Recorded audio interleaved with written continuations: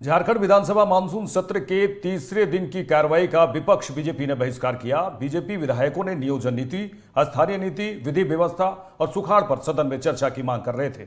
चर्चा की मांग पर अड़े बीजेपी विधायक मनीष जायसवाल से खास बातचीत की है संवाददाता विशाल ने। झारखंड विधानसभा मानसून सत्र का आज तीसरा दिन है। तीसरे दिन बीजेपी विधायकों ने सदन से वॉकआउट कर दिया।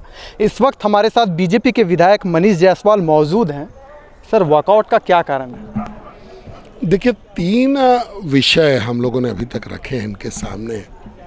पहला लॉ एंड ऑर्डर का विषय, दूसरा नियोजन का, स्थानीय जो है कि कौन स्थानीय है वो आप बताइए और तब बहाली कीजिए, और आज तीसरा सुखाड़ का विषय हम लोगों ने रखा। राज्य सुखाड़ फेस कर रहा है।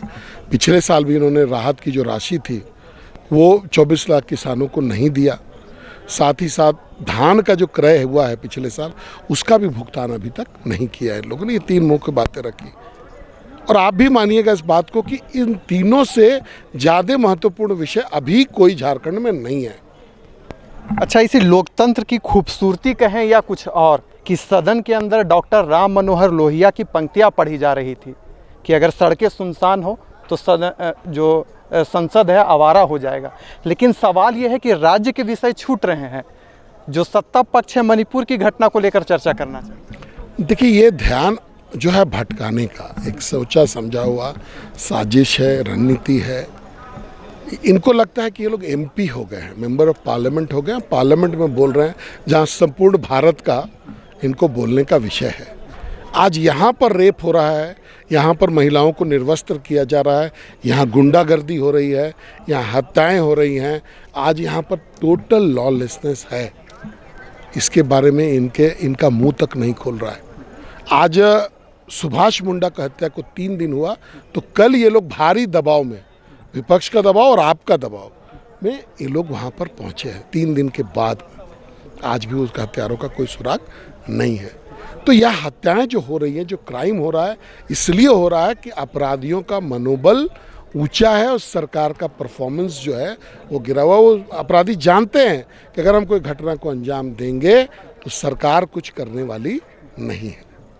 तो ये जो चीज़ है ये इनको समझना चाहिए और तब इनके अनुसार आकलन करना चाहिए। कल आपने देखा होगा कि कितनी बेशर्मी की सत्ता पक्ष के लोगों ने कि ये लोग वेल में यहाँ पर जो है बाहर में धरना प्रदर्शन कर रहे थे मणिपुर में, जब उनका अपना, अभी वो कहावत है ना कि अगर अपना घर जल रहा हो, पहले अपने घर में दिया जलाएं, फिर जाकर के मस्जिद में दिया जलाते हैं।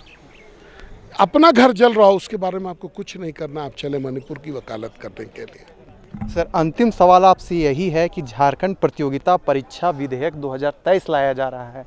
बीजेपी को इस विधेयक को लेकर आपत्ति है, इस पर क्या? देखिए, ये काला कानून है। इसका जो है मकसद अच्छा था, जो हम लोग पहले समझते थे कि ये क्वेश्चन पेपर लीक होता है या कोई चोरी करता है या कोई व्यवस्था बनाता है जिससे कि ये पूरा जो है प्रतियोगिता परीक्षा जो है प्रभावित हो, उतना दूर तक सीमित रहता, तो हम लोग इसका स्वागत भी करते हैं। लेकिन अब कोई अगर कंप्लेन करेगा, कोई अगर उसके बारे में शिकायत करेगा, तो उस पुलिस को उसको भी अधिकार हो गया जेल भेजने का। अब पिछले जेपीएससी से ज़रा जोड़ के देखिए। पिछले जेपीएससी में पत्रकारों ने भी, स्टूडेंट लीडर्स ने भी, हम लोगों ने भी पॉइंट आउट किया कि भाई सीरियल नंबर से एक ही स्कूल में, एक ही कमरे में बैठा हुआ इतने आदमी को आपने पास कर दिया, ये गलत है। पहले सरकार नहीं मानी, फिर बाद में उनको मानना पड़ा। तो ये लोगों ने पॉइंट आउट किया कि गलती को। लेकिन अब इस कानून को अगर ये पास करा लेंगे तो कोई भी व्यक्ति आगे नहीं आएगा कंप्लेन करने के लिए। अगर वो कंप्लेन करेगा तो उसको 10 साल तक की सज़ा हो सकती है। तो ये थे हमारे साथ बीजेपी के विधायक मनीष जायसवाल, जिन्होंने विभिन्न विषयों पर अपनी बातों को रखने का काम किया। लाइव 7 के लिए संजय के साथ विशाल भारद्वाज।